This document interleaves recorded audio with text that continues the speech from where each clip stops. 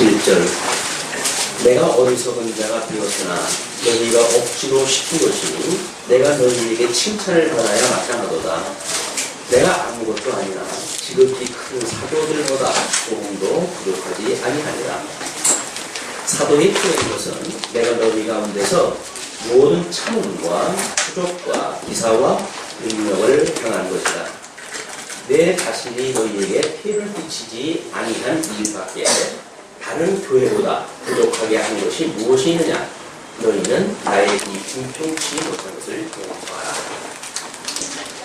네, 지난 시간에 사도 바울은 고린도 교회의 성도들에 대하여 이제 자신의 사도성을 부정하고 그가 전했던 복음을 왜곡시켰던 거짓 지도자들에 대하여 동의하거나 또는 무기하거나 하는 그 성도들로 인해 가지고 부득불 변명을 하지 않으면 안 되도록 되어졌다고 스스로 생각을 했습니다. 그래서 감히 필설로 다 표현할 수 없는 어마어마한 하나님의 그런 신비로운 세계를 보았던 것을 소개했고, 반면 또 얼마나 박해를 받았는지 이 땅에서의 그가 지금 우리 그 11절로 13절 제목을 적어놨어요. 사도에 표된 것을 삼층천의 영적 체험과 육체의 가시로 변명을 했다. 그런 엄청난 하나님의 계시의 영광을 깨달았던 바울인데도 불구하고 육체의 가시를 가지고 있었기 때문에 이 땅에서 자기를 핍박하고 있는 또는 반대하는 또는 이제 왜곡시키거나 미혹하고 있었던 그런 자들에 대하여 마땅히 하나님께서 당신의 사역을 가능토록 하셨던 반역사적인 이런 선이었다는 거죠. 그래서 하나님 앞에 그 사단의 가시를 뽑아달라고 강구를 했지만 내 은혜가 내게 족한 줄 알아라 이야기를 했기 때문에 사도 바울이 받았던 모든 환난은 하나님께서 주셨던 은혜의 손이라고 하는 그것을 역설을 갖다 했습니다. 그러니까 그렇게 변명을 갖다 한 일이 하고 나니까 내가 어리석은 자가 되었다. 알아듣지도 못하는 그런 천상의 이야기 또는 자기가 받았던 환난에 대한 변명 이런 것들을 이렇게 이야기하는 것은 스스로가 어리석은 자가 되었다고 이렇게 이야기를 하는 거예요. 그러나 너희가 억지로 시킨 것이다. 이거는 나한테 복음을 듣고 고린도 교회가 설립이 되어졌고 그 복음을 인하여 너희들의 믿음 안에서 살아갔다고 한다면 혹 그를 공격하고 있는 적그리스도가 등장을 하든지 거짓 교사가 등장을 해서 미혹을 시킨다고 했을 때 아니라고 그러든가 그것은 너희가 잘못 되어졌다고 뭔가 사도 바울 편에서 복음을 가지고 변증을 하거나 이렇게 했어야 되는데 너희들은 동조를 하거나 또는 무기를 갖다 했어요. 그렇기 때문에 사도 바울이 이렇게 구차스럽게 변명을 하지 않으면 안 됐다는 거죠. 그렇기 때문에 이게 너희들이 억지시킨 거라고는 내가 너희에게 칭찬을 받아야 마땅하다. 이렇게 내가 변명을 하고 너희들을 위해서 했던 그런 그 일들은 오히려 칭찬을 받아야 될 일이다. 그런 그 이야기죠. 내가 아무것도 아니나 지극히 큰 사도들보다 조금도 부족하지 아니하니라. 그 청고서라고 하는 종이로 쓴 청고서를 가지고 와가지고 고린도 교인들한테 우리는 예루살렘에서 합법적으로 파송되어진 이게 사도라고 이렇게 그들이 소개가 됐겠죠. 그러나 사도 바울의 이야기는 내가 그들이 존경했던 그런 기름같이 여겼던 이런 그 사도들보다도 부족한 것이 조금 더 없다. 그러면서 자기가 그 사도들보다 부족하지 않았던 이야기를 이렇게 설명을 해요. 사도에 표되는 것은 내가 너희 가운데서 모든 참음과 사도 바울이 이 복음을 증거하고 또 이거를 왜곡시키는 자들에 대하여 오래 참으면서 이 복음을 증거할 때에 사도 바울의 그 인내는 거의 극연하고 있는 상태죠. 하나님께서 이 만사를 섭리하신다고 했을 때에 이것은 필시 하나님께서 무엇인가 진리를 더욱 분명하게 하시기 위한 이유가 있다. 이렇게 믿어졌기 때문에 사도 바울은 그걸 오래 참았어요. 그래서 그의 참음과 표적과 표적이라고 하는 것은 우리가 뭐 복음서를 이야기할 때 늘 그렇게 정의한다 했죠. 구약 성경이 언약되어진 대로 오신 메시아, 이제 우리 그 예수가 그리스도라고 하는 사실이 증거되어진 게 전부 표적적인 사건이라고 이야기를 했어요. 그러니까 그렇게 복음을 가지고 구약에서 언약되어진 메시아가 아니냐라고 증거했던 표적들이나 또는 기사와 그 기사라고 하는 것은 사도 바울이 복음을 증거할 때마다 어떤 표적이 등장한 기이한 일들이 드러나가지고 사람들이 저분은 정말 하나님의 종이 맞구나 라고 이렇게 인정할 수밖에 없도록 이런 기이한 일이 벌어졌다는 거죠. 그런 그 기사나 또는 능력을 행한 것이다. 사도 바울이 수많은 어떤 이런 뭐 오래 참는 것 또는 표적, 기사 이런 것들이 다 하나님의 능력이지만 사도 바울에게 아마 이렇게 사단의 가지가 있어가지고 사람의 힘으로는 도저히 어쩔 수 없는 그 상황 속에서도 여전히 하나님의 능력으로 되어졌다고 하는 걸 보여준 거예요. 남전도의 찬양이 그 능력이 오직 믿음이라고 이렇게 찬송한다 했는데 그냥 가사가 아니라 믿어지는 내용이었으면 좋겠어요.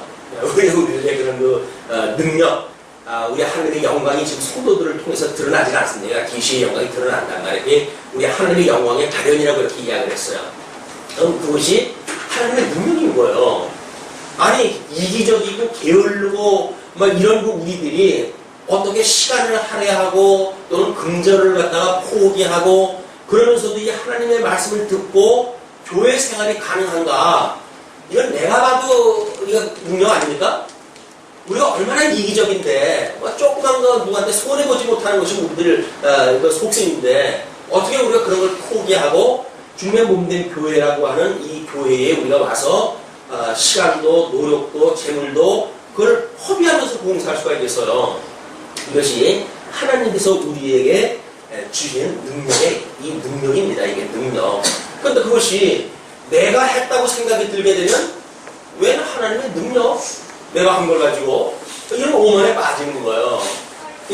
우리가 하나님의 은혜가 아니면 호흡 하나 할 수 없는 그런 주제가 마치 어떤 능력이 있어가지고 제가 뭘 한다고 생각이 드니까 시건방을 떠는 거예요. 우리가 하나님 앞에 시건방 떤다는 이야기는 한마디로 주제 파악이 안 되고 있다는 거예요. 하나님께서 우리에게 호흡을 주장하시는 분인데 그분께서 우리에게 호흡을 주지 않으면 어떻게 우리가 아침에 눈을 뜨고 기상을 했겠어요. 이게 하나님의 능력인데도 불구하고 당연한 거예요. 우리 하나님 앞에 그렇게 당연하다 생각이 드니까 우리는 은혜고 뭐고 아무것도 없이 그냥 함부로 진행하는 거예요 또. 그러나 사도 바울은 만사가 하나님의 은혜로 깨달았고 그런 걸 가지고 그게 변명을 다 한 겁니다. 그러므로 내가 그리스도를 위하여 13절 내 자신이 너희에게 폐를 끼치지 아니한 일밖에 다른 교회보다 부족하게 한 것이 무엇이느냐? 다른 교회는 사도 바울이 사역을 위해 가지고 연보를 지원하다 했어요. 이건 다른 교회는 재정적인 지원을 받았는데 고린도 교회에서는 재정적인 지원을 줘서도 안 받았단 말이에요. 그러니까 차별을 두었다고 하는 그 일은 너에게 폐를 끼치지 아니한 일밖에는 차별이 오히려 없는 거예요. 어떻게 보게 되면 고린도 교회는 자존심 상할 일인도 모르죠.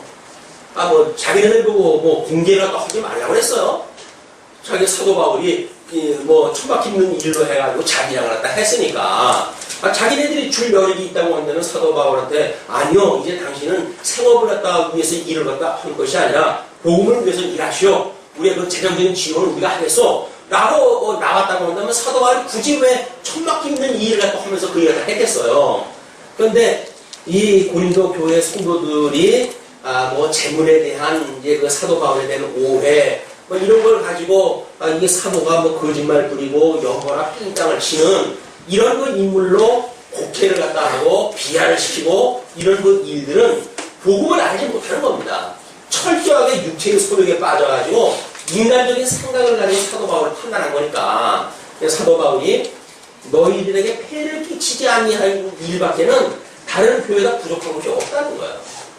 사도 바울이 연보에 지원받지 않은 거 그것이 다른 교회에서는 이 연보를 받았으니까 그거가 부족하다고 하는데 부족할까? 너희들한테 내가 부족한 것이 뭐가 있냐? 그리고 이야기죠. 예, 너희는 나의 이 궁평치 못한 것을 용서하라. 그런 것들을 복음을 알아듣게 이야기를 해서 차별이 없었으면 이런 오해도 없었으련만 다른 교회는 뭐 복음을 전했을 때 그걸 알아듣고 어떤 연보의 지원을 갖다 하고 복음의 동력을 갖다 하고 그렇기 때문에 어떤 사례를 받으면서 그 일을 다 할 수가 있었지만 고린도 교회는 그 일을 못했던 거예요. 그것이 만약에 차별이라고 한다면 용서를 갖다 해라. 그 얘기예요. 자, 그러면서 이제 14절서부터 본격적으로 우리가 경고와 권면이라고 하는 걸로 제목이 바뀝니다. 이게 이제 오늘 13장까지 이 내용이 쭉 소개가 되어지니까 뭐 중요한 그런 어떤 그 교리적인 문제는 없는 것 같아요. 본문을 읽어가면서 한번 살펴보도록 하겠습니다. 먼저 14절로 18절까지는 음모자들의 말을 경계하고 성령의 일을 변명을 합니다. 14절 보라 이제 세 번째 너희에게 가기를 예비하였으나 너희에게 피해를 끼치지 아니하리라. 여전히 너희들한테 가겠지만 피해를 끼치지 않겠다. 이 이야기를 앞에 이야기하고는 조금 고선하네요. 미안하다고 그러면 뭐 이왕 미안한 건데 내가 갈 거니까 그렇다고 한다면 뭐 경제적인 축제를 갖다 해라 라고의 앞뒤가 말이 맞잖아요. 그런데 사도 바울이 14절에서 이야기할 적에는 너희들한테 피해를 끼치지 않겠다. 나의 구하는 것은 너희 재물이 아니라 오직 너희입니다. 그 이야기는 뭐예요? 결국은 재물이라고 하는 눈에 보이는 어떤 가식인 것이 아니라 너희들의 신중 복음을 깨달았고 나의 그런 오해가 풀렸고 그래서 만약에 그 복음을 깨닫는 주 안에서 나를 만난다고 한다면 내가 너희들한테 원하는 것은 눈에 보이는 재물 쪼가리를 내가 구하는 게 아니다. 너희들이 그리스도 것으로 부름을 받았으니까 너희가 내가 원하는 것이다. 그렇게 이야기를 합니다. 그러면서 어린아이가 부모를 위하여 재물을 저축하는 것이 아니요 이의 부모가 어린아이를 위하여 하느니라. 일반적인 일이에요. 뭐 어린 자녀가 부모를 위해 가지고 뭐 앵벌을 갖다 해가지고 돈 모아가지고 부모님한테 효도하는 게 아니잖아요. 부모님들이 여전히 그 어린 아이를 위해 가지고 저축을 갖다 하는 거죠. 요즘 재미난 카피가 뭐 있더라고요. 어린 아이들은 자기가 먹는 걸 가지고 행복해하지만 부모님은 어린 자녀가 먹는 걸 보고 행복해한다. 뭐 이런 그 카피예요. 그게 부모님의 마음이란 말이에요. 그러니까 복음을 깨닫지 못하는 사람의 특징은 하나님의 은혜, 그런 커다란 그런 걸 보지 못하고 눈에 보이는 현실적인 걸 가지고 불만을 삼는 거예요. 하나님이 나를 사랑한다면서 뭐 이런 것도 안 주고 저런 것도 안 주고 이래서 투덜투덜대는 거죠. 왜냐면 그 하나님 같은 은혜를 모르니까. 이 자녀들도 마찬가지입니다. 부모님한테 효도를 못한다는 이야기는 한마디로 이 속이 뭐가 없는 거예요. 그러니까 부모고 대처를 갖다 해가지고 뭐 당신이 나한테 해준 게 뭐가 있어? 이 세상에 태어나게 한 거 왜 이런 뭐가 있어? 이런 막말을 갖다 하는 거죠. 그 부모가 자기를 위해 가지고 얼마나 어린 시절로부터 그걸 키워가는지에 대한 많은 은혜를 모르는 거예요. 이런 쌍놈들한테 뭘 이야기를 합니까? 이 부모님의 은혜를 모르는 아주 그냥 일반적인 일, 보통적으로 이 세상에 사람이 태어나면 일반적으로 부모님의 갖는 성령이 있어요. 그런 거를 무시하는 자들에게 복음을 증거한다는 이야기는 빈 공간을 때리는 이야기랑 똑같습니다. 이게 하나님의 능력이 아니면 안 되는 거예요, 이게. 얼마나 인간이 이기적이면 부모도 요즘은 없어요. 서툴르면 재물 안 준다고 해가지고 부모 쥐고 그러지 않습니까? 거의 그냥 막 아파야 이제는. 세상의 종말이 점점 가까워져가지고 인간 말종들이 지금 점점 늘어나고 있단 말이에요. 이럴 때 우리가 하나님의 은혜를 깨달은 우리들의 성정이 얼마나 아름다운지를 우리가 스스로 알지 못한다고 한다면 세상 사람들하고도 차이나는 게 아무것도 없잖아요. 그렇다고 해서 우리가 뭐 물리적인 선을 해야 되는 것이 아니에요. 그 은혜를 깨달은 성도들의 아름다운 우리의 성정이 스스로 확인되어져야 우리 행복을 하지. 그것이 세상 사람들하고 똑같다고 한다면 행복한 게 뭐가 있어요? 우리 하나님 앞에 우리가 얼마나 은혜를 입고 살아가는지 이것이 깨닫게 되어지게 되면 우리는 입이 열려도 할 얘기가 없습니다. 하나님 앞에 감사함과 외에는 할 얘기가 없어요. 부모님의 은혜를 깨달은 자들도 마찬가지죠. 뭐 할 얘기가 있겠어요. 그 부려막심한 그 인생들을 이때나 저때나 오래 참으면서 이렇게 그 부모님들이 왔다고 하는 걸 깨닫게 되어지게 되면 그 부모님한테 할 얘기가 없죠. 부모님한테 잘난 척하는 인간은 한마디로 인간 낙종입니다. 뭐 부모에게 효도라고 하는 율법적인 문제가 아닙니다. 그 부모로부터 이 복음의 정신을 이어받고 복음을 이제 들어야 되는데 이미 그게 정신이 안 돼 있는 거 아니에요. 불가능한 거니까. 이 백발을 우습게 여기는 자들은 그들로부터 전해 들어야 되는 이 복음 자체를 왜곡시키는 거예요. 무시하는 거예요. 그럼 무슨 진리가 전승되겠어요. 자, 내가 너희 영혼을 위하여 크게 기뻐함으로 재물을 허비하고 또 내 자신까지 허비하니 너희를 더욱 사랑할수록 나는 덜 사랑을 받겠느냐. 사도 바울이 고린도 교회의 성도를 향해서 하는 사랑한 자밖에 없어요. 사랑하니까 만만한 거야 이게. 사도 바울이 거짓 선생들은 뭐 논리를 대고 그 눈에 보이는 종이 조각을 보이고 이렇게 여기니까 오히려 그들 앞에는 꼼짝을 못해요. 근데 사랑으로 오래 참는 사도 바울은 만만한 거야 이게.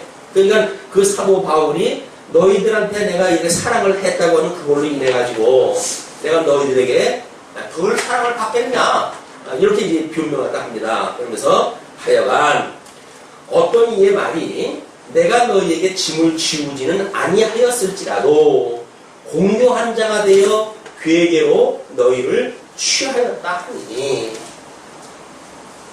어떤 자들은 그 미혹을 갖다 시키는 자들이었죠. 그런 그 자들이 사도 바울이 자기나 한 것은 이게 현실적인 거 아니에요.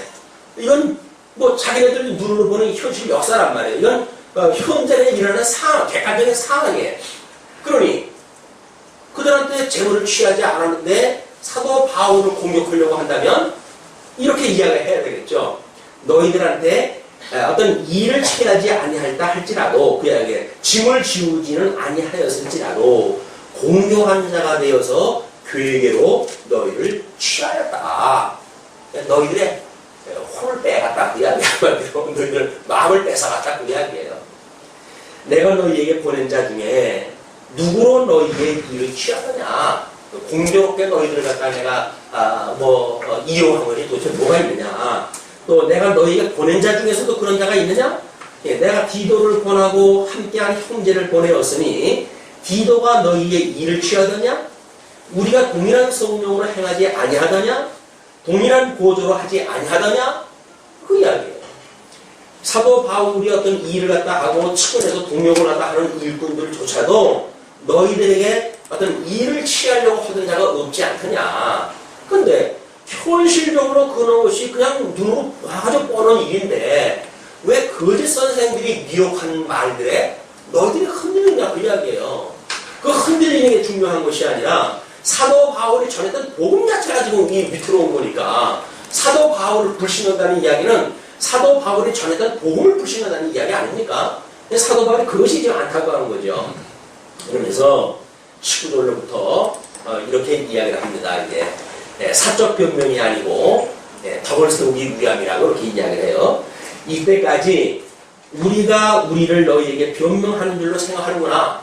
근데 사도 바울이 자기가 내가 너희들한테 일을 취하게 뭐냐, 내가 사도가 아니냐 이런 걸 쭉 구차하게 이야기를 했으니까 이걸 너희에게 만약에 우리를 위한 이런 사적인 변명인 줄 너희들이 생각하다 하는구나.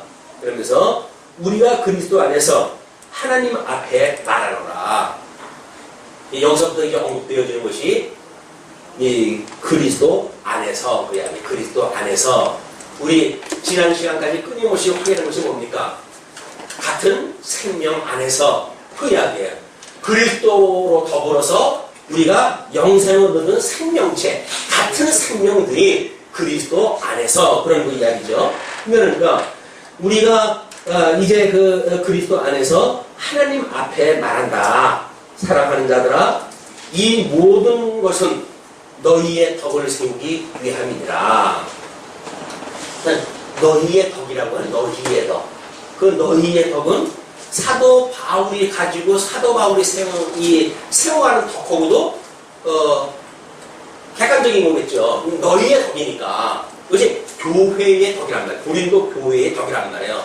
사도 바울이 복음을 증거했을 때 이게 우리 타락했던 자들 아닙니까? 고린도 교회 그 고린도라고 하는 지역이 우상단지로 해서 글들을 끓던 데인데 거기서 복음을 증거해가지고 이들이 예수 그리스도를 맞이하고 영접하고 그리고 고린도 교회가 세워졌으니까 그 고린도 교회라고 하는 그 이야기는 사도 바울이 로마서를 쓸 적에도 그렇게 이야기를 했지만 육체적인 어떤 그런 그 타락되어 있는 인간의 본성 그걸 뭐라고 이야기를 했습니까? 합당치 못한 일을 하게 했다고 그랬단 말이에요. 그것이 우리 육신이 행하는 나타나는 열매들이에요. 우리 합당치 못한 일들이 열매예요. 그건데 그런 것이 아니라 합당치 못한 열매가 우리 마음이 상실한 마음이 회복이 되어져서 우리가 이걸 한번 이렇게 이야기를 해보죠.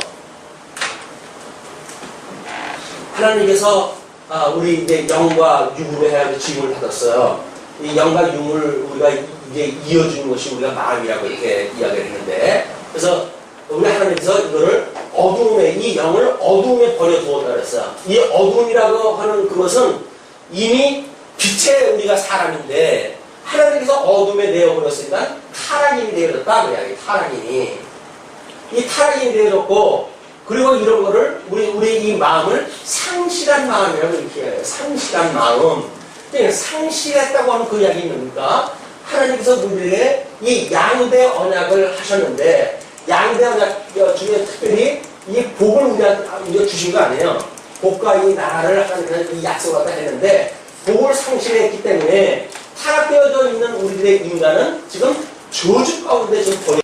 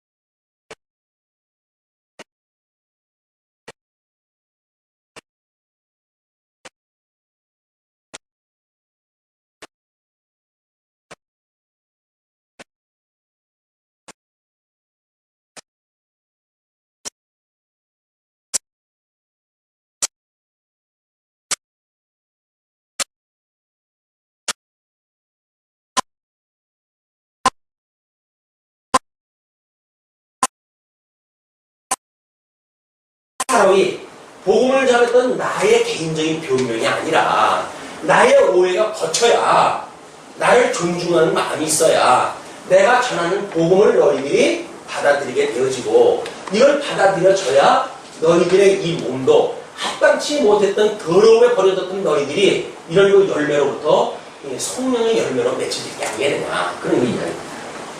자 그래서 이렇게 이야기를 해요. 20절에 내가 갈 때에 너희를 나의 원하는 것과 같이 보지 못하고 또 내가 너희에게 너희 원치 않은 것 같이 보일까 두려워하며 또 다툼과 시기와 분냉과 당짓는 것과 중상함과 수군수군하는 것과 거만함과 어지러운 것이 있을까 두려워하고 이 합당치 못한 일들을 그냥 자연인 하나님 앞에 저주받던 인생들이 했던 그 열매를 그냥 내가 가지고 본다고 하면 이게 도대체 무슨 꼴이냐 이게 그 이야기죠.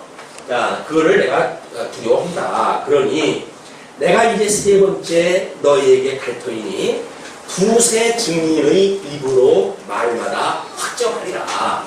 이렇게 되어진 이 자연인에 되어져 가지고 만약에 이 건덕의 문제가 시장에 있어서 복음을 반대하는 일이 있게 되어지게 되면 이것이 지금 고린도 교회의 여러 성도들로부터 만들어진 유기적인 작업들 아니겠어요? 유기적으로 세워지는 건덕의 문제. 이걸 이 사도 바울이 왜 그리스도 안에서라고 하는 이 예수 그리스도 안에서라고 하는 이 표현을 딱 할까? 그 이야기는 이것이 어떤 개인 하나하나의 문제가 아니란 말이에요. 교인이라고 하는 어떤 성도, 이 성도의 도자가 물입니다. 물이. 이 물이라고 하는 건 뭐예요? 우리 세포에 뭐 약 1000개조의 우리 그 세포가 있다고 이야기를 하는데 우리 몸에 1000개조의 어떤 세포 하나에 발암할 수 있는 어떤 요소가 개재하게 되어지게 되면 그 바람의 그 물질에 의해 가지고 오염되어진 우리 세포는 암이라고 하는 걸로 확장이 되어지겠죠. 그럼 세포가 마땅히 어떤 그런 불량한 암의 기준에 의해 가지고 오염되어졌다고 한다면 그걸 제거를 시키는 것이 우리 몸의 기능이란 말이에요. 건강한 몸은 그걸 제거를 시켜내야 되는 거 아니에요. 근데 이 암이라고 하는 건 뭐예요, 세포가? 그걸 잘라내는 것이 아니라 오히려 그걸 자꾸 보호를 하는 거예요. 그래서 암이 점점 확장되어지고 전이가 되어지는 거는 우리 건강한 몸이라고 한다면 그러나 잘못되어져 있는 그 세포가 있으면 스스로 뭐 백혈구가 작동이 되어지고 뭐 이렇게 해가지고 스스로를 방어를 갖다 해야 되는데 이 사단이 암이라고 하는 특별한 세균을 갖다 우리한테 잠입을 시켜버리게 되면 건강한 몸이 기능을 잃어버리는 거예요. 이 건강한 몸이 기능을 잃어버리니까 점점 제거시켜야 되고 항거해야 되는 우리 인체의 기능들이 그걸 자꾸 옹호를 갖다 해요.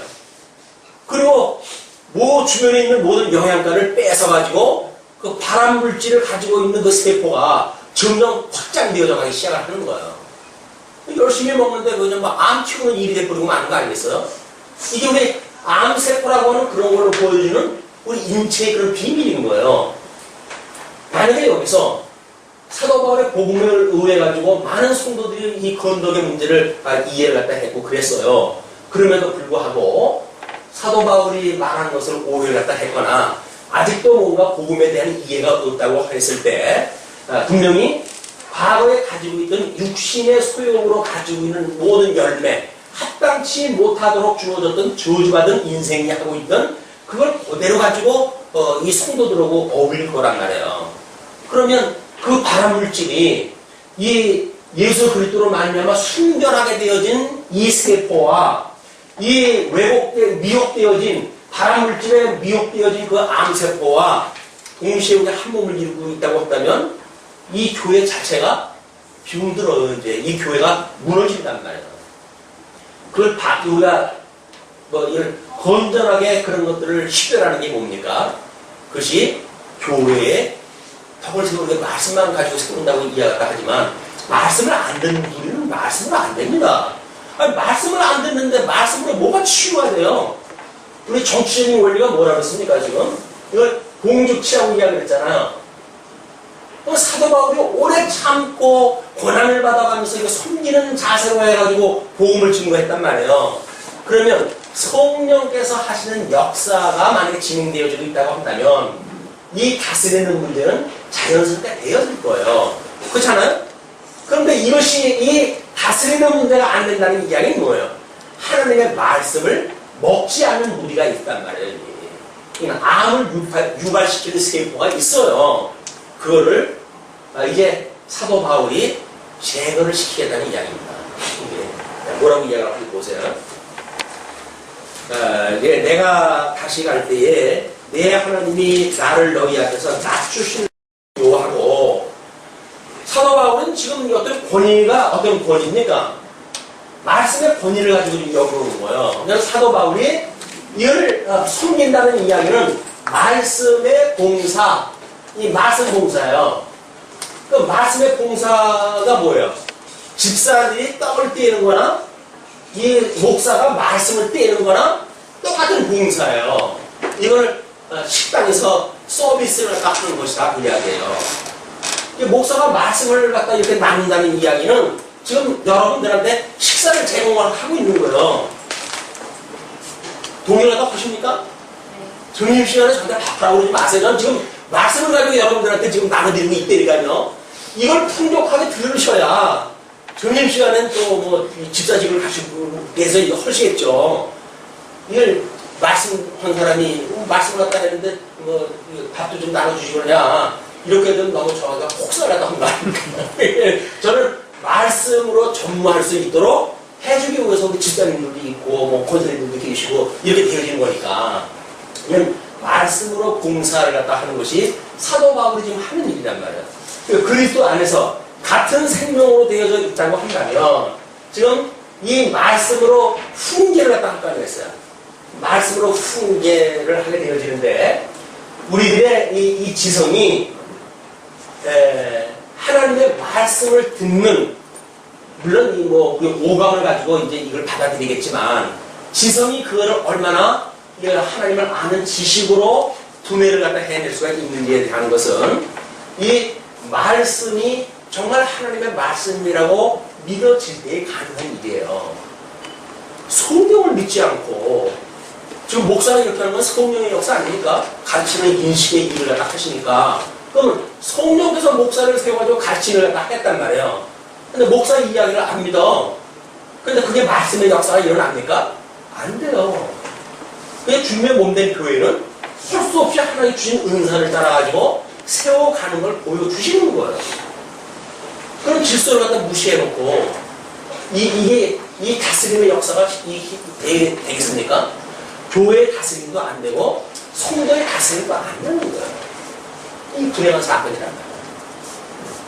말씀에 대한 훈계를 받아들이지 않는 이 문제가 심각한 일이란 말이에요. 자, 그런데 지금 하나님께서 이 사도 바울이 너희들한테 이제 이런 가게 되어졌을 때 만약에 낮추셔가지고 하나님께서 거기에서 너나 잘해 이래가지고 사도 바울을 또 하나님께서 공고한 가운데 넣어주신다고 한다면 많은 사람들이 안 듣겠죠. 그게 되어지니까 내가 전에 죄를 지은 여러 사람의 그 행한 바 더러움과 음란과 호색함을 회개치 아니함을 인하여 근심할까 두려워하노라. 말씀을 가지고 사도 바울이 전한 것이 있고 내가 그걸 듣고 우리가 하나님 앞에 말할 수 없는 죄인이었었군요 라고 깨닫고 돌아왔을 때 하나님의 말씀을 듣는 거 아니에요. 그냥 하나님의 말씀을 듣는다는 이야기는 회개가 있지 않으면 안 돼요. 회개. 회복되어지는 이 상태를 뭐라고 해요? 회개예요. 이게 세상을 향해가지고 상실한 마음으로 있던 마음이 하나님을 향해서 다시 살아나게 됐을 때 그걸 회개라고 이렇게 이야기하는 겁니다. 이걸 뭐 교의적으로 이야기할 때 해가지고 단회적이냐 반복적이냐 이런 이야기는 아무런 의미가 없어요. 하나님의 말씀을 들었을 때 나는 정말 이렇게 말할 수 없는 죄인이었어 라고 하는 것이 깨달아지고 했을 때 우리의 이런 회개하는 마음이 비로소 하나님의 말씀을 듣고 깨달을 수가 있단 말이에요. 이 깨달음이라고는 마음으로 깨닫는 거예요. 근데 이 마음으로 깨달을 생각을 안 하고 머리로 뭔가 이해하려고 한다면 그런 말씀 들으나 말하죠. 아니 머리로 죽으면 이 땅속에 들어갈 거 아닙니까? 화장을 시키면 불에다 태울 거예요. 우리는 거기에 기억되어져 있는 지식을 가지고 무슨 하나님을 알겠어요. 그걸 뭐라 그랬어요? 무둔하다고 그랬었는데, 무둔하다고 했는데, 그걸 가지고 우리가 뭔가를 깨달아간다는 이야기는 불가능한 일이에요. 하나님 앞에 우리는 기도할 일입니다. 하나님, 나의 마음을 하나님 앞으로 향하게 하시고 하나님의 훈계를 듣게 해주세요. 이런 우리를 회개하는 마음이 없으면 안 들어요. 못 들어요. 왜? 하나님 귀를 열어주시지 않는데 어떻게 듣습니까? 이 하나님을 향하는 우리의 마음의 회개가 그래서 필요한 거예요. 예배에 참석할 때 했을 때 마찬가지예요. 예배, 목사는 왜 예배 순서를 따라가지고, 묵도를 갖다 하고, 사도신경을 통해가지고, 신앙 고백을 갖다 하고, 그런 순서를 왜 합니까? 하나님 앞에 이런 이 시간에 이 여배를 두는 거예요, 다 이게. 근데 이런 거에 아무도 참여를 갖다 안 하고, 그리고 강론 시작할 때 헐레벌 와가지고, 듣는다고 해서 말씀이 들립니까? 안 되는 거예요. 예배 시작을 할 적에 딱 듣는 딱 보게 되면, 저분은 오늘 말씀을 안 듣겠구나. 뻔하지요. 준비가 안 되는데 무슨 말씀을 들어요. 순서가 그냥 요식적이거나 그런 걸로 하는 거는 우리가 어떤 그 의식화되어진 이런 그 예배지만 열린 마음으로 우리가 이렇게 깨달은 마음을 가지고 예배를 드린다는 이야기는 모든 절차에 다 우리가 집중을 하는 거예요. 남전도의 찬양, 지금 그래서 비스의 그런 중요한 목소리가 들리니까 얼마나 멋있든지 들리잖아. 예. 식사를 준비했던 저 안에서도 문을 열고 박자를 맞춰가면서 들으시더라고요. 이명수장이. 예. 너무 듣기가 좋았던가 봐. 아까 저서 아멘 하시더니 불 쪽에 문까지 열어놓고 갔다가 감상을 하시더라고요. 왜? 마음을 함께 하는 거예요. 지금 마음을 함께. 이 찬양을 갖다 하는 마음이 함께 되지 않는다고 한다면 저건 나하고 상관없는 순서야. 그럼 그분들 나와가지고 뭐 하고 들어간 거예요. 마음이 열리지는 않았으니 그 뒤에 순서라고 해야지 뭐가 계속 되어지겠어요? 안 되는 거예요. 하나님의 말씀을 우리가 듣고자 했을 적에는 이미 교회 올 때로부터의 준비예요, 다. 교회 올 때 우리가 어떤 마음을 가지고 왔는지, 교회 와가지고 우리가 왜 묵도를 갖다 하고 기도를 갖다 합니까? 다 이걸 위해서 하는 거죠. 교회 와가지고, 교회 왔으면 그냥 온 거지. 내가 이 귀한 몸이 교회까지 왔는데, 그럼 어떻게 하겠다고요, 그러면? 말씀도 안 듣는, 그럼 교회 와가지고 뭘 어떻게 하겠다고요? 이게 우리들이 잘못되어져 있는 하나님의 이 성령의 역사를 무시하는 우리 교만이란 말이에요. 잘났어, 그렇지만 우리는. 근데 하나님 앞에서 보게 되면, 하늘을 찔러요, 교만이. 그것이 합당치 못한 열매를 맺도록 저주되어진 인생살에 우리 집어넣었던 이걸 우리가 모르고 있는 거예요, 그게. 이걸 모르고 있으니까 이 교만이 등장하는 거예요. 그러나 우리가, 나는 이렇게 말할 수 없는 죄인이었어요, 주님. 근데 우리 주님이 나를 위해서 십자가에 못 박아 죽임을 당하셨고, 나를 그런 의로 우리에게 이렇게 거듭나고 중생하게 하셨어요. 이것이 믿어진다고 한다면, 은혜의 감동을 가지고 우리 예배를 준비를 하죠. 예배라고 하는 것은 강론 듣는 것만 예배가 아닙니다. 말씀 중심이라고 해가지고, 말씀이라고 하는 게 성경 자체가 말씀은 아니잖아요. 성경을 통해서 계시되어진 것이 하나님의 말씀이지.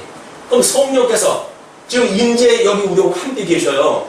임재하셨던 성령께서 우리에게 뭔가 말씀을 전하게 하시고 듣게 하신다고 한다면 성령의 역사 아닙니까, 그게. 그런데 성령의 역사를 다 제껴놓고 인간적인 어떤 의도를 가지고 내가 듣겠다. 그 깨닫게 오겠어요? 그럼 석박사들이 전부 교인들이 되죠. 아니거든요. 가장 무식한 우리의 그런 초보들도 하나님께서 이 복음을 듣게 하는 마음만 주신다고 한다면 이 성경의 말씀을 듣는다니까요. 또 오죽하면 우리 처음 복음이 들어왔을 때 예수 천당 불신지옥이라고 하는 간단한 그런 것만 외친데도 불구하고 그 예수님을 만나고 뒤집어지는 역사가 있었다니까요. 성경을 배우는 것이 논리를 배우는 게 아니에요. 그 말씀을 우리가 먹는 거지. 이게 생명의 양식을 먹을 생각은 안 하고 뭔가를 세상적인 어떤 지식으로 뭔가를 만들어 가려고 한다면 거기에 생명이 없습니다. 사도 바울이 지금 그걸 얘기하는 거예요. 너희한테 이 답을 위해 가지고 내게 복음을 증거했고 그렇게 변명을 하고 그랬지. 달아가진 나, 하나님께서 쓰레기같이 여기는 나, 이런 그 죄인 중에 이 죄수 중에 죄인으로 여기는 나를 변명하기 위해서 내가 이런 얘기한 게 아니다. 그 이야기예요. 사도 바울도 자기를 괴수 중에 괴수, 이 죄인 중에 괴수라고 이야기를 하는데 뭘 그가 여기서 잘났다고 우리가 뭐 나의 덕성을 뭐 존중을 갖다 해라고 이런 걸 이야기한다면 하나님도 웃으시죠. 깜깜한 절벽 속에도 웃을 하는데. 근데 성령을 통해 가지고 빛의 역사로 해도 우리 시작되어지는 거 아니에요? 이 우둔했던 우리들의 이 지성이 하나님을 아는 지식, 빛의 지식으로 해가지고 우리가 환하게 명철되어진 우리들의 이 마음속에 있게 되어지다 보니까 하나님을 아는 지식이 임하게 되어지는 거예요. 너무 감사하고 놀랄 사건 아닙니까? 우리 인격이 이렇게 총체적으로 뭔가 이 성령의 역사에 의해 가지고 뭔가 변화가 되어져 가고 하나님의 언약대로 이루어가시는 역사가 지금 우리들의 스스로 우리 이런 여러 가지 인격을 통해서 확인되어질 때마다 이건 너무나 놀라운 사건 아닐까요? 이게 자 내가 이제 세 번째 너에게 뱉으니 두세 증인의 입으로 말마다 확정하리라. 사도 바울이 지금 이런 일들을 갈라내는 심판의 역사를 할 거예요. 그동안 표현지로 떨어져야 했기 때문에 그걸 아멘하는지 아멘하지 않는지를 모르잖아요. 그러니까 이제 면전에 와가지고 하나님의 말씀을 증거를 갖다 했을 때 그걸 아멘하지 않게 되면 뭐예요? 그건 제거가 돼야 돼요. 그래서 복음을 이제 사도 바울이 복음을 증거하는데 니까지 이게 뭔데라고 하고 그러냐 이렇게 말한다고 한다면 그건 교회의 이 사도권을 가지고 이 그런 그 교 중에서 그를 쫓아내야 나머지 세포가 살지요. 그 세포를 그냥 내버리게 되면 어떻게 돼요? 다 오염되고 안 되니까요. 사도 바울을 전부 너무 우습게 여기는 거야. 아유 너 하나 잘해라. 야 이렇게 하면 다른 사람이 다 복음 만드는 걸로 해도 오염되게 되면 주님의 몸된 교회는 하나님의 언약대로 되어지지 않을 거 아니겠어요? 그건 아닌 거예요. 하나님의 그 언약대로 되어지려고 한다면 사도 바울이 말씀으로 해가지고 심판의 역사를 하겠다 그 이야기예요. 자, 이제 내가 이미 말하였거니와 지금 떠나 있으나 두 번째 대면하였을 때와 같이 전에 죄 지은 자들과 그 남은 모든 사람에게 미리 말하노니 내가 다시 가면 용서하지 아니하리라. 복음을 만약에 받아들이지 않고 아멘하지 않고 노멘하면 아멘하지 않고 노멘하게 되면 그 이야기야. 사도 바울이 생명의 말씀을 증거를 하는데 그 생명의 말씀을 생명으로 받아들이지 않으면 그건 뭐예요? 그냥 사망이죠. 그 사망으로 너희들을 죄를 정하겠다 그 이야기야. 확정하겠다 그 이야기야. 너희들은 사망이 아니구나. 아니 생명이 아니구나. 그걸 이야기하는 게 뭐야? 사망 선고예요. 사망 선고. 무서운 일 아닙니까? 아니 우리 예수 믿고 구원받았다고 하니 은혜 속에 평생을 살아가는 사람들이 어느 날 하나님의 말씀을 듣는 순간에 그런 게 어딨어. 라고 해가지고 하나님의 말씀이 전부 부정적으로 들린다고 한다면 우리는 이미 사형성을 받는 거예요. 이게 복음을 증거하는데 그것이 아멘으로 받아들이지는 않는다. 이건 이미 사형 선고예요. 이것이 열매로 맺게 되면 움츠러 뛸 수 없죠. 이제는 왜? 증거가 확실하니까. 마음에 있을 적에 우리가 돌이켜야지 그거를. 하나님 내가 이게 웬 생뚱맞은 생각입니까? 라고 해가지고 마음이 돌아서게 되는데 만약에 행동까지 나오게 되면 그럼 변명할 수가 없잖아요. 이게 종말적 우주 종말적인 심판에 대한 모습이에요. 몸으로 드러났을 때 심판하는 것이. 자, 내가 이미 말하였거니와 이제 그 3절에 이는 그리스도께서 내 안에서 말씀하시는 증거를 너희가 구함이니. 네, 또 나오죠. 그리스도께서 내 안에서 말씀하시는 증거를 너희가 구함이니 저가 너희를 향하여 약하지 않고 도리어 너희 안에서 강하시니라. 그러면 우리가 이 그리스도 안에서 지금 사도 바울의 복음을 증거했다 했을 때 이 그리스도가 사도 바울 안에서 또 역사를 했다 하셔요. 그러니까 예수님이 뭐라 그랬어요?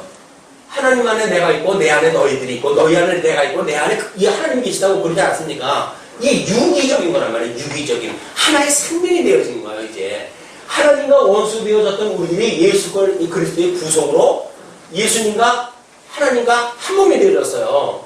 그러니까 하나님을 우리 아버지라고 부르는 거예요. 이제는 아니 하나님 아버지라고 하는 것이 어떤 요시적인 그런 분이 아닙니다. 정말 아버지예요. 그 아버지가 우리를 먹고 살고 하는 모든 생명을 그 아버지께서 지금 우리한테 손님으로 계시다니까요. 근데 그게 안 믿어지게 되면 내가 뼈골 빠지게 하는데 뭔 소리야 넌 또. 그 이야기 아니에요. 내가 왜 연보를 갖다 해? 내가 어떤 돈을 내 이걸? 라고 하는 그 이야기는 아버지께서 나를 먹여 살린다고 하는 걸 부정한 일이란 말이에요. 그러니 사도 바울이 고린도 교회의 지금 연보의 문제, 뭐 복잡한 이 어떤 재물의 문제니까 아주 예민하겠죠. 그 예민한 주제를 가지고 설명을 딱 하고 있기 때문에 아니 너희들한테 내가 분경을 받지 않았다고 하는 거 외에는 내가 너희들한테 잘못한 게 또 뭐 있느냐 그 이야기예요 지금. 그 이야기는 하나님께서 우리 아버지 주면 몸된 교회의 이 대주에 되시는 예수 그리스도에 계신 아버지 그 아버지가 우리 아버지가 됐단 말이에요. 왜? 우리 형님이 됐으니까 그리스도가 우리 형님이 되신 거예요.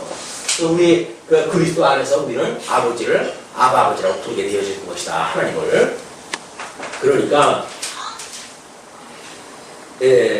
오히려 그리스도는 너희 안에서 더욱 강하시다.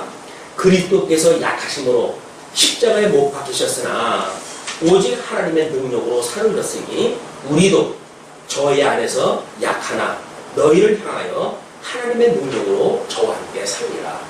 끊임없이 가지고 있던 이쪽의 것들에게 이런 정과 어떤 혈과 뭐 이런 거 과거에 육체의 소욕으로 저주받은 때 가지고 있었던 이런 것들을 예수 그리스도로 말미암아 십자가에 이미 못 박힌 거 아니에요 이게.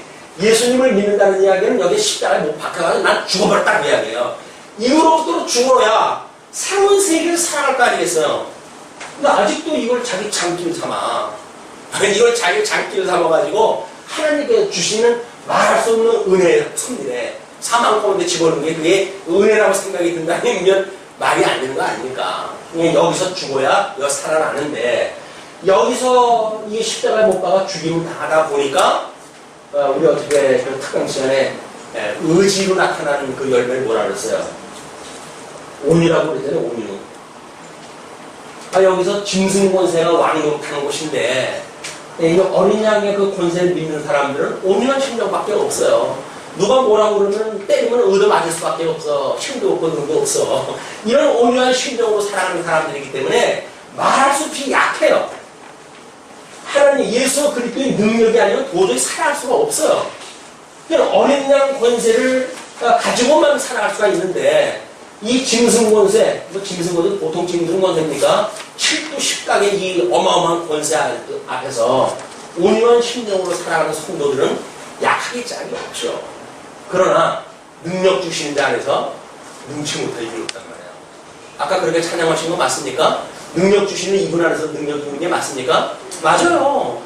어떻게 오늘 이 강론 주제고 딱 골라가지고 그 찬송을 성공을 갖다 했는지 성령의 역사인 줄 믿습니다.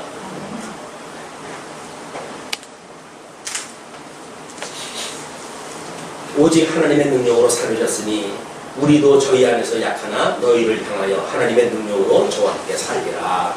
너희가 믿음에 있는가 너희 자신을 시험하고 너희 자신을 확증하라.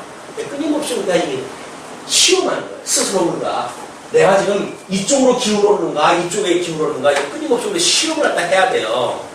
근데 우리는 뭐 이쪽에 있으면서도 이쪽에 있는 걸로 착각을 한다니까요. 뭐 내 성도인데 뭐 어디가 택한 백성이 어디가 택했다고 어디 써져 있어요? 뭘로 알아보아요? 결국 이런 인격적인 어떤 하나님의 영광을 가지고 우리가 감지가 되어지는 일이지. 그런 것들이 감지가 안 되면서 택함 받았대? 어디 기록되어 있는 게 아무것도 없어요. 이덕성이가 어디 성령의 이덕성이 어디 택함 받았다고 기록된 게 아무 데도 없어요. 다만 우리가 모든 매사에 하나님 말씀으로 가지고 검증을 하는 수밖에 없어요. 그래서 이게 성령의 감동으로 해서 우리 중에서 은혜 중에 날 붙들고 계시구나. 이게 믿어져야 되는 거예요. 이게 확증을 매일같이 해가야 자기 믿음에 대해서. 확증이 없다고 하는 그 이야기는 이거 가지고도 다 뭐 예수님 오셨을 때 유대인들 그 뭐 성경을 박사들이었잖아요 다. 그러나 예수님을 그리스도로 알아보지 못했어요. 그러니까 결국 십자가로 와 죽이지 않습니까? 생명이 없는 자들이에요. 성경 안다고 해서 생명이 있는 게 아니에요. 성경은 누구에 대해서 이야기를 한 거예요? 예수님이. 그 구약에 많은 성경들이 있는데 그 성경은 나에 대해서 증거한 거라잖아요. 근데 성경을 읽으면 예수님을 만나야지. 예수님에 대해서 증거한 성경인데 예수님을 못 만나고 매일날 성경의 내용만 우리가 달달달달 외우고 있으니까 그건 생명이 없는 거예요. 예수님께서 증거를 했으니까 우리 성경을 읽으면서 아 정말 그렇군요. 아까 표적이 뭐라고 그랬어요? 예수님을 우리가 이게 만나는 거예요. 그게 표적이니까요. 구약 성경을 읽으면 그게 예수께서 그리스도를 만납니까? 왜? 전부 그리스도의 이야기니까 구약입니다. 자, 너희가 믿음에 있느냐 너희 자신을 시험하고 너희 자신을 확증하라. 예수 그리스도께서 너희 안에 계신 줄을 너희가 스스로 알지 못하느냐? 그렇지 않으면 너희가 버리는 자이라. 버리는 자. 고린도 교회에 출석한다고 해서 너희들이 성도가 아니라는 거예요. 확증을 갖다 해가지고 너희가 그리스도가 함께 있는 걸 알지 못한다고 한다면 너희는 버리는 자라고 해야 돼요.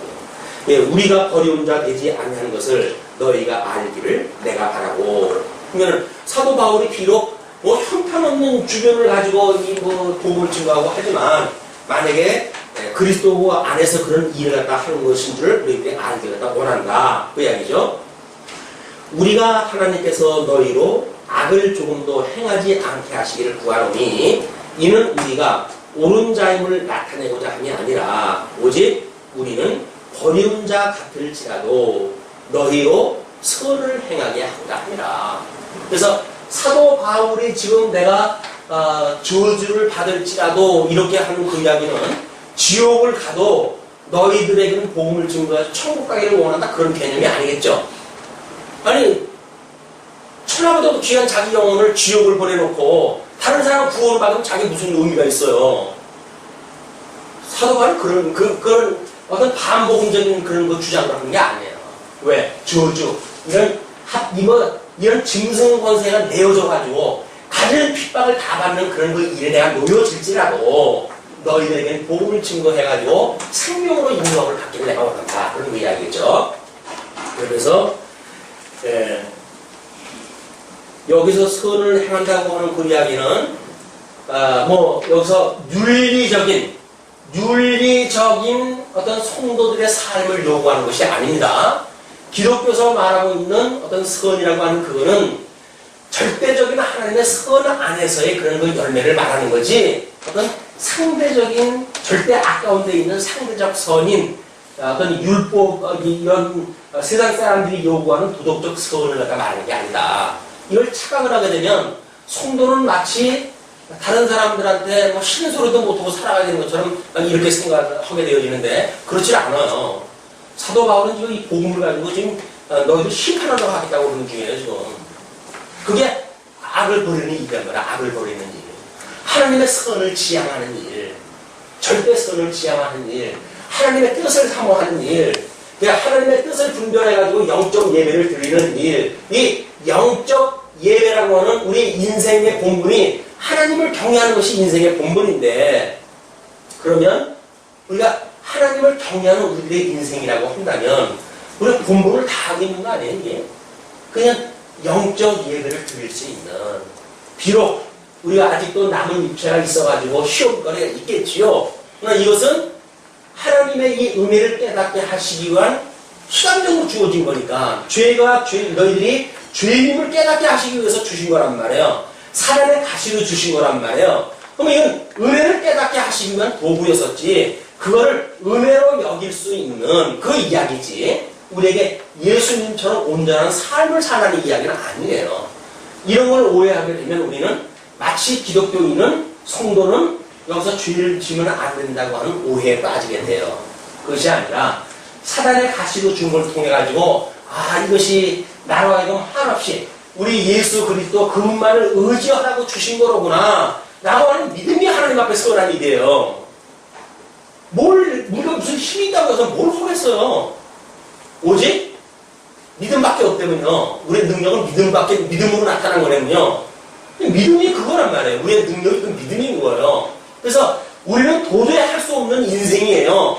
그러나 우리 주님께서 우리를 구속하셨던 것처럼 우리가 이 악에서도 우리를 구원하실 수 있는 분이니까 우리를 시험에 들여지 말고 악에서 구원하다 해주세요. 라고는 하나님의 뜻을 분별하고 살아가는 것이 선이란 말이에요. 선. 자, 우리는 진리를 거스려 아무것도 할 수 없고 오직 진리를 위할 뿐이니 우리가 약할 때에 너희의 강한 것을 기뻐하고 또 이것을 위하여 구하니 곧 너희의 온전하게 된 것이라. 온전이라고 하는 그 이야기는 뭐예요? 결국 세워져 간다는 더 예수부터 형상을 닮아가는 그런 교회가 되기를 원한다 그 이야기죠. 그러면서 이를 인하여 내가 떠나 있을 때에 이렇게 쓰는 것은 대면할 때에 주께서 너희를 파하려 하지 않고 세우려 하여 내게 주신 그 권세를 따라 엄하지 않게 하려 하십니다. 눈을 봐가지고 목전에서 만약에 이 일이 되어진다고 한다면 피할 수 없는 상황이에요. 이제는 뭐 출교를 시켜버린다든가 뭐 제명을 시켜버린다든가 이렇게 되어지게 되면 다시 돌아올 수 있는 상황이 되어지니까 그래도 마게도냐 반도에 떨어져 있을 때 너희들에게 이 편지를 쓸 수 있는 그거는 일단 예고가 되어지는 거 아니에요. 사도 바울의 이런 의도를 듣게 되어지니까 그냥 회개할 수 있는 시간을 주어가지고 그들로 하여금 막다른 골목으로 가지 않도록 배려가 되어진 거다 그 이야기죠. 그러면서 마지막으로 말하노니 형제들아 기뻐하라 온전케 되며 위로를 받으며 마음을 같이하며 평안할지어다. 마음을 같이한다는 이야기는 뭐냐 결국 그것이 예수 그리스도 안에서 같은 생명으로 이 같은 생명 바람 물질이 들어오게 되면 그거를 스스로 배척할 수 있는 이런 생명이 돼야지 신천지가 들어왔는데도 불구하고 그 사람들이 미혹을 당해버린다든지 이러면 난리 버거지가 이제 벌어지는 거야. 그게 추수뿐이래나 뭔가 뭐 이렇게 해가지고 교회 들어와가지고 교회를 통째로 적출을 갖다 하더라고요. 그 사람들이. 왜? 건강하게 체질이 안 되어져 있으니까 그게 바람 새건지 뭔지 모르고 그냥 그 사람들한테 미혹을 당하는 거예요. 성도들이 전부 미혹을 당하는 거예요. 왜? 그 사람이 이쪽에 세상 사람들이 보여주는 그런 윤리적인 걸 내하면 너무나 잘하거든요. 전도도 너무나 잘해요. 왜? 자기네 부대가 있는데 미리 짜고 길에서 우연히 목사하고 같이 신방 가다가 어머 집사님 오래간만이네 요즘 뭐하고 지내? 그러면 또 그 여자는 그런데요. 여잔지 남잔지 자전 그 분이 글쎄 뭐 교회를 나와가지고 새로운 교회를 지금 찾고 있는데 잘 안 되네요 라는 이야기를 갖다 한대요. 그럼 이제 이 목사 남편에서 옆에 있잖아요. 보란듯이 어머 그래 잘됐다 그럼 우리 교회로 오지. 그렇게 되면 우연히 만나가지고 전도가 되어진 거 아니에요. 근데 사실은 사전에 짠 거이다. 연출되어진 거야. 목사님은 숫자 늘어나는 거에 눈이 멀어가지고 야 아주 잘한다고 그렇게 되어가지고 다 빠져나가는 거예요. 이제 빠져나가는 게 뭐예요? 목사 몰아내고 자기네가 그 교회를 삼는 거예요. 어느 목사 세울까요? 신정민 목사 세우지요. 이 놀라운 이런 그 일이 대명천지에 있을 수가 있어요. 왜 그럴까요? 말씀이 부재한 거예요. 이 복음에 대한 걸로 확증이 안 되어져 있어요. 사람들이 그냥 시키는 대로 이렇게 살아왔으니까 시키는 대로 충성했다 했으니까 내가 천국 가는 거 아니야? 그런데 복음에 대한 확증은 없어요. 당신이 정말 하나님의 자녀님이 맞습니까? 확증이 없어요. 확증이 없으니까 다른 사람이 뭔가 뭐 좀 예쁜 이야기, 자기한테 혹할 이야기 하게 되면 뭐 그래? 그냥 빠져들어가는 거예요. 한 발 빠지고 두 발 빠지고 발목 빠지고 무릎 빠지고 나중에 나무서 없을 때까지 빠져버리죠. 이거는 하나님의 말씀으로 무장되는 수밖에 없습니다. 그러니까 너희들이 마음을 같이 해라. 마음이 뭐예요? 마음이 이거예요. 이거. 그러니까 지, 정, 의 이게 전 인격적인 걸 마음의 3요소라고 그러잖아요. 이거를 너희들이 같이 해라. 이게 같이 해야 영으로 하나 되어졌으니까 마음으로 하나 되어져야 이 육이라고 하는 이것들로 나오는 열매도 하나가 되어질 거 아닙니까? 이 배들이 되어라. 그리고 이거 안에서 이 마음이 우리를 광야교회라고 그랬잖아요. 광야교회가 누릴 수 있는 건 뭐라 그랬어요? 심령의 평강이라고 그랬죠. 그죠? 심령의 평강. 그는 평안을 할지어다. 또 사랑과 평강의 하나님이 너희와 함께 계시리라. 평강의 하나님은 우리와 함께 계실 거래요. 그게 믿어진다고 한다면 평강해야죠. 우리가. 근데 뭘 먹을까 마실까 노심초사하고 그냥 병 걸릴까봐 노심초사하고 그러면서 생명 대신 그리스도를 그냥 믿는 게 아니잖아요. 지금. 그럼 확증을 갖다 말씀을 들을 때마다 확증을 해야 돼요. 내가 지금 뭘 가지고 고민을 갖다 하고 있지? 내가 왜 쓸데없는 고민을 갖다 하고 있지? 그런 걸로 확증이 되어졌을 때 하나님 앞에 회개하고 돌이키면서 아 하나님 내가 믿는지 알았더니 엉뚱한 짓을 했네요. 다시 믿음을 정하고 저라 하여금 이런 담대한 신앙생활을 해갈 수 있게 해주세요. 그게 우리 기도예요. 기도. 거룩하게 입맞춤으로 서로 무난하라. 이거는 그때 당시에 어떤 인사의 방법입니다. 머리에 수건을 써야 된다고 고린도전서에서 나오니까 어떤 그 교단은 여자들이 전부 수건을 쓰고 예를 들어요. 그리고 그래야 되는데 성경에서 그렇게 되어졌기 때문에 그러니까 그를 성경에 그걸 반대할 만한 논리가 없어요. 재미나게도. 그러니까 한쪽에서 개신교에서 뭐라고 하지 아십니까? 너희들 그러면 입맞춤으로 인사하겠네? 라고 하는 걸 가지고 이야기를 했다 해요. 공격을. 너무 좀 파편적인 거 아닌가요? 어떤 구조적인 말씀에 대한 이해가 없으니까 모자를 왜 안 써야 되는지 그 의미를 몰라요. 근데 문자적으로 이해를 하게 되면 모자를 쓰도록 되어져 있어요. 만약에 문자적으로 이해하려면 모자를 써야 돼요. 그 사람들의 논리가 맞아요. 근데 우리 고린도전서 공부할 적에 왜 어떻게 뭐라 그랬어요? 그걸 왜 우리가 안 써야 되는지 충분한 이유가 성경이 되어졌잖아요. 그런 맥락으로 성경을 이해를 해야 말씀으로 이것이 이해되어져야 논리, 말씀 어떤 그런 문자주의를 극복을 할 수가 있지. 그걸 모르게 되면 문자주의에 빠져버리게 돼요. 문자주의에 빠진다는 이야기는 뭐예요? 하나님을 문자 속에다 집어넣는다는 이야기니까. 아니 하나님이 당신을 계시하시기 위해서 문자를 줬건만 사람들은 그 문자 속에다 하나님을 가둬놓아버리네. 그게 문자주의자들의 오해란 말이에요. 하나님이 천지를 지으신 분인데 아니 그분을 어디 문자에다가 이렇게 그분을 집어넣어가지고 되겠어요? 안 되는 일이에요. 그러나 뭐 어떻게 합니까? 자 12절 모든 성도가 너에게 무난하니라. 사도 바울과 함께 있던 성도들이 무난한다고 그러면서 13절 유명한 그 성경 구절입니다. 매일매일 예배 때마다 우리 오전 예배 때마다 이걸 묵상하는 그런 그 내용이에요. 뭐죠? 다 같이 한번 읽어볼까요? 주 예수 그리스도의 은혜와 하나님의 사랑과 성령의 보통하심이 너희 무리와 함께 있을지어다.